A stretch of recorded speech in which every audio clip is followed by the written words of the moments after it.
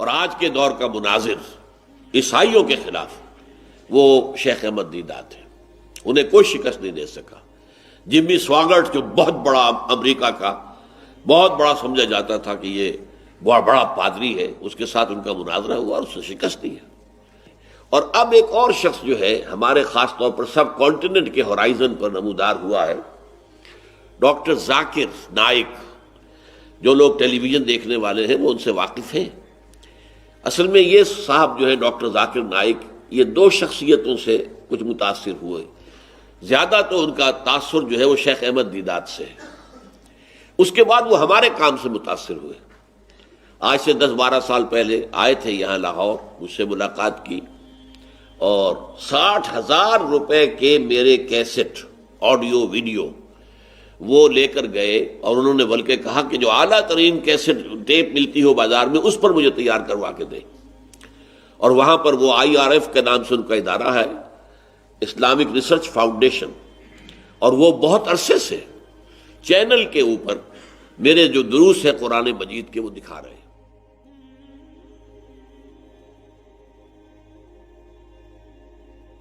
ہمارے ہاں ایک لفظ ہے مناظرہ. مسلمان علماء کے مناظرے ہوئے ہیں عیسائیوں کے ساتھ. پادری فینڈر نے آ کر مسلمانوں کو ہندوستان میں بڑا پریشان کر دیا تھا.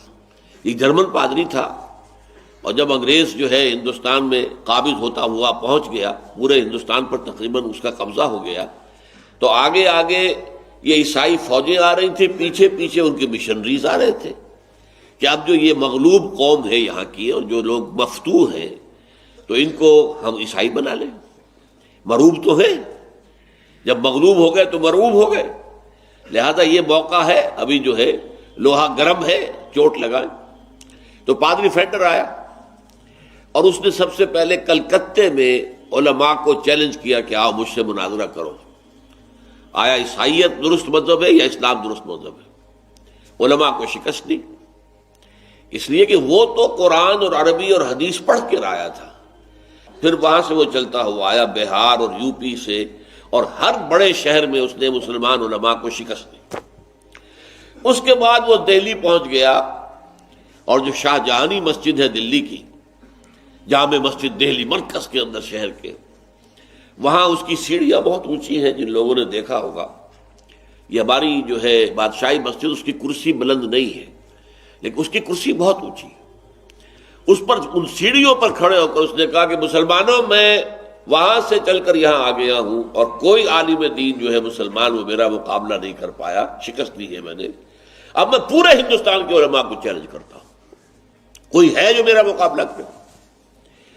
اب دیکھیے، اگر اس وقت کوئی بھی میدان میں نہ آتا تو مسلمانان ہند کے عوام پر کیا اثر پڑتا؟ ہمارا مولوی تو ہار گیا، یہ جیت گیا. ان کی فوجیں جو ہے انہوں نے ہمیں شکست دے دی، اور ان کے مولویوں نے ہمارے مولویوں کو شکست دے دی. تو کتنے بڑے پیمانے پر ماس کنورشن ہو جاتا مسلمانوں کا عیسائیت کی طرف. لیکن اللہ تعالیٰ کی رحمت جو ہے اس کو ظاہر ہوئی. مولانا رحمت اللہ کیرانہ، یہ ضلع مظفر نگر جو ہے یوپی کا، اس کا ایک قصبہ ہے کیرانہ، وہ ابھر کر سامنے آ گئے. رحمت اللہ کیرانوی رحمت اللہ علیہ، انہوں نے مقابلہ کیا، اسے شکست دی. اس لیے کہ ان کے چند معتقد انگلینڈ میں بیٹھے ہوئے تھے، اور انہوں نے وہاں سے بائبل کے اس مطالعے کے حوالے سے انہیں بہت مواد فراہم کیا. اور اس طریقے سے وہ جب بائبل کے حوالے دے کر گفتگو کی تو پادری فینڈر بھاگ گیا. لیکن یہاں میں نے اصل میں بتایا آپ کو مناظرے کی اہمیت کیا ہے، کہ اگر وہاں شکست کھا گئے ہوتے اور کوئی مسلمان عالم نہ ابھرتا تو ماس کنورشن ہو سکتی تھی مسلمانوں نے ہند کی کرسچینٹی کی طرف. اچھا، یہ مناظرہ جسے ہم کہتے ہیں، یہ مجادلہ سے کہاں مختلف ہے؟ مجادلہ ہے دعوت کے لیے، بلانے کے لیے. اس میں نرمی ہوگی، اس میں مخالف جو ہے یا مخاطب کہنا چاہیے، اس کے جذبات کا بھی لحاظ ہوگا، وہ آفینڈ نہ ہو جائے، اس کے اندر حکمت بڑھتی جائے گی. لیکن مناظرہ یہ لفظ قرآن میں کہیں نہیں آیا ہے، اسی وقت ان پر باب مفعلہ. مناظرے میں یہ پہلو نہیں ہوتا، بلکہ اسے شکست دینی ہے، اسے چپ کر دینا ہے، بس یہ ہے.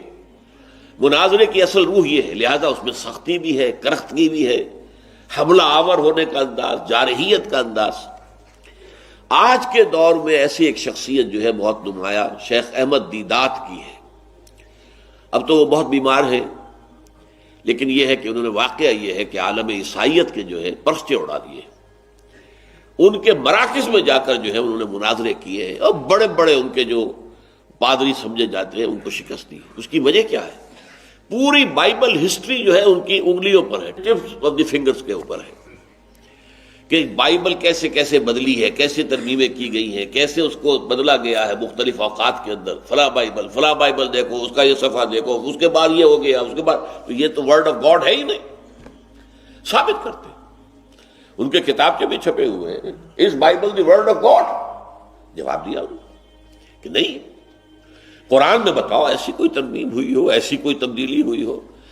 تو یہ ان کا مناظرے کا انداز تھا، اور اس میں پھر جارحیت کا انداز ہے۔ ظاہر بات ہے کہ مناظرے میں آپ کو بتا چکا ہوں، مجادلے کی روح مختلف ہے۔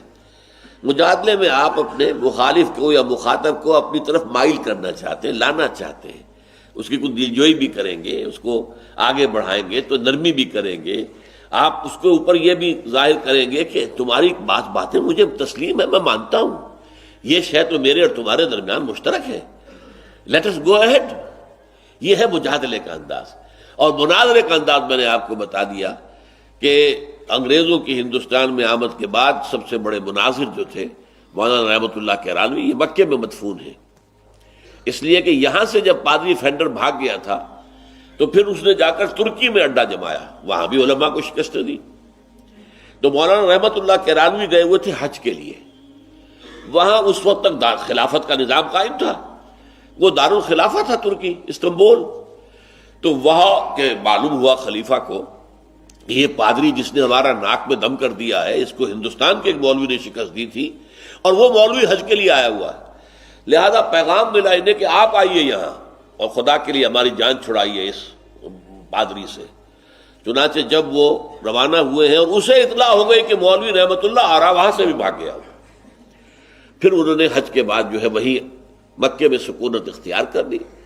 خلافت ترکی کا زمانہ تھا، ظاہر بات ہے جب ترکی اتنا دارالخلافہ جو ہے وہ اتنا ان کا ممنون ہوا تو انہیں کون سی چیز روک سکتی تھی؟ ان کے لیے تو حکومت کی بھی پھر سرپرستی تھی۔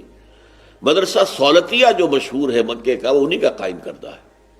ویسے اس کے لیے پیسے فراہم کیے تھے ایک متمول خاتون تھی بنگال کی، سولت بیگم، سولت آرا بیگم، یہ کچھ ایسا نام ان کا تھا۔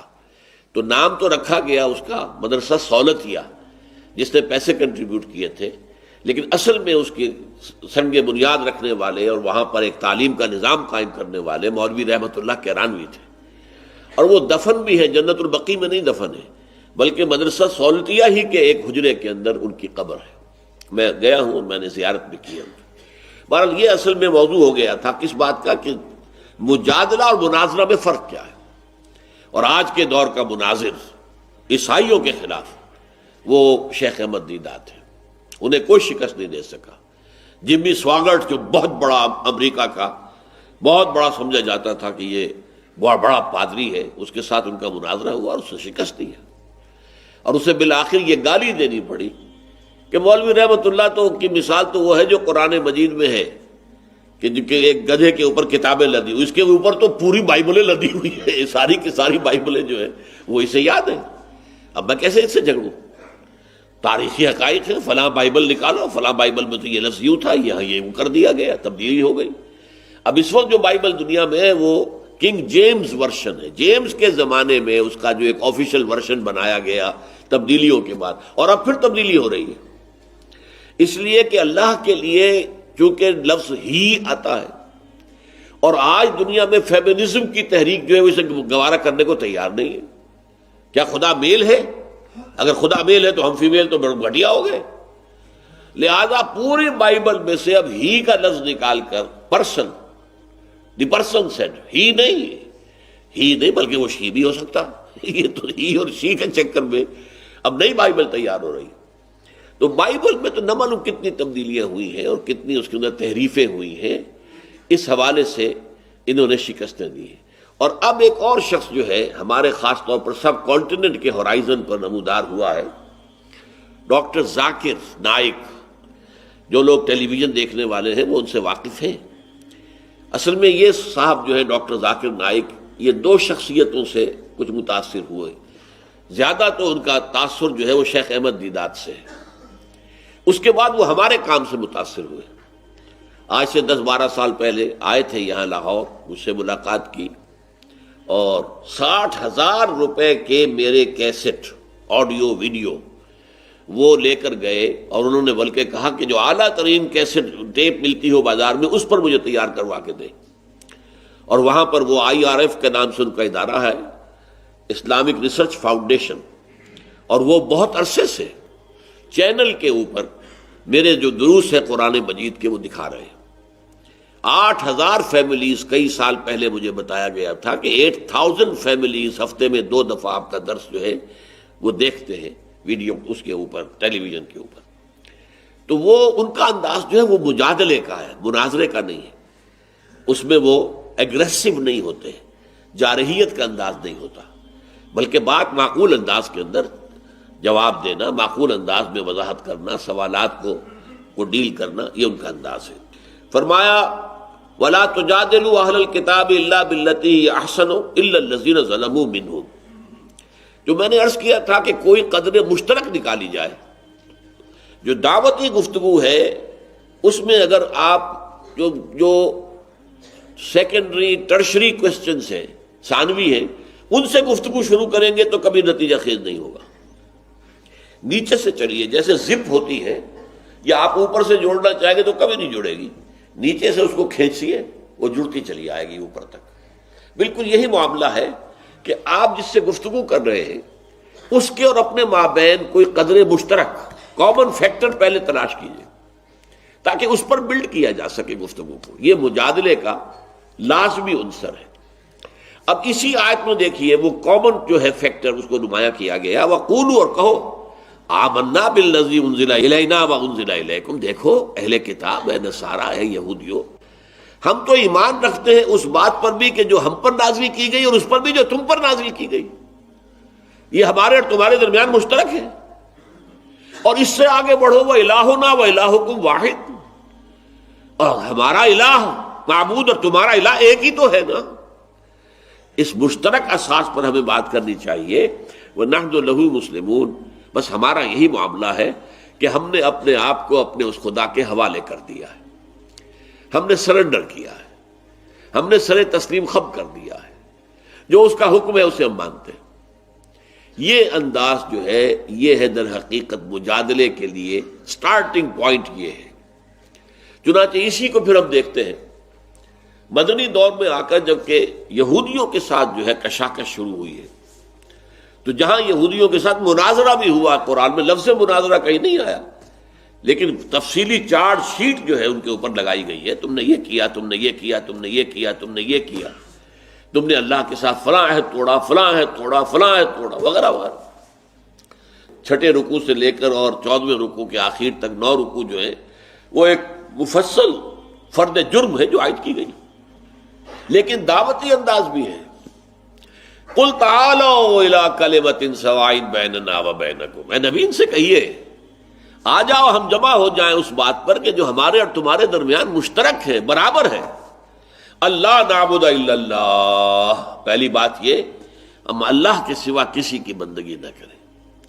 یہ بات بڑی پختہ ہے یہودیوں کے اور مسلمانوں کے مابین، بہت پختہ ہے، بہت پختہ ہے۔